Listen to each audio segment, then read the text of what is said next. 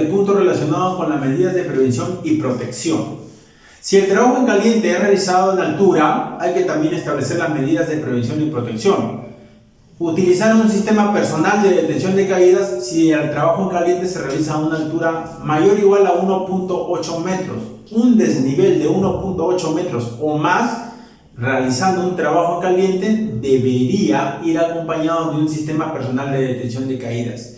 Este sistema personal de detención de caídas tiene que tener la resistencia a las altas temperaturas generadas por el trabajo en caliente, por lo que las líneas de vida tendrán que ser de material resistente como cable de acero o de fibras de Kevlar. Otra de las medidas de protección y protección es las que están relacionadas con los espacios confinados.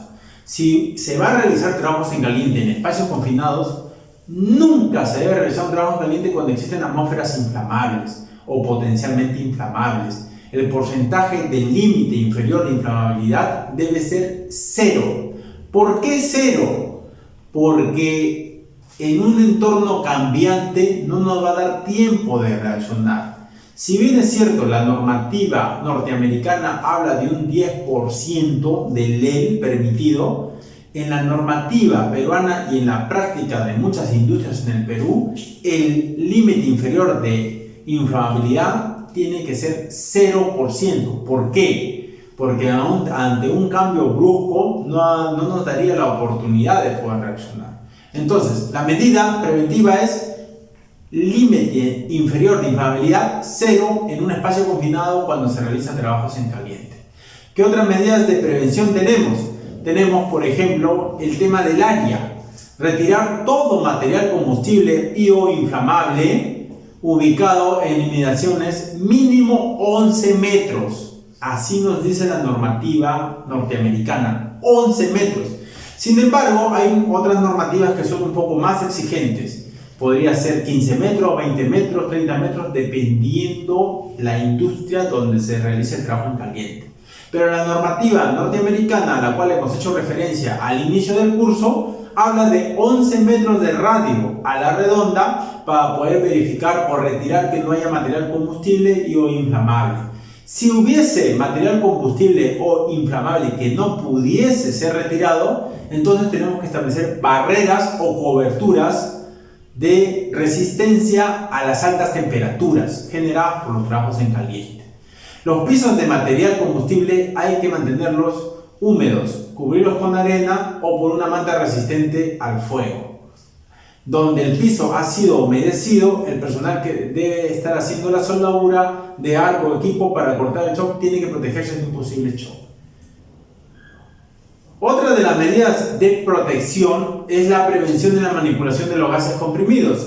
El almacenamiento de los cilindros de gas comprimido tienen que estar correctamente asegurados con cadenas de metal o cadenas de acero.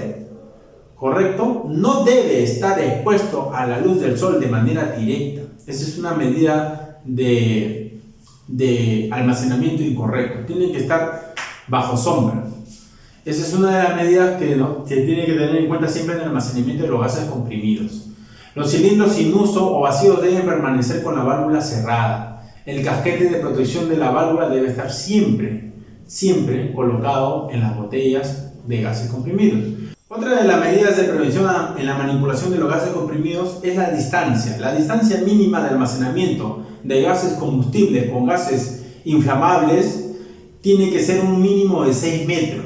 Si no se pudiese establecer esa distancia mínima, tiene que haber un muro de concreto que pueda resistir el fuego. Entonces, este muro de concreto tiene ciertas características para poder almacenar gases combustibles con gases no combustibles. Entonces, esas son las medidas que tienen que tener en cuenta cuando se hace almacenamiento de este tipo de gases. Recuerden que puede haber riesgo, que hay riesgo de incendio y hay riesgo de explosión. Otro de los puntos que se van a tener en cuenta cuando se habla de botellas con gases comprimidos es el transporte. El transporte de las botellas o de los cilindros con gases comprimidos tiene que ser de manera vertical.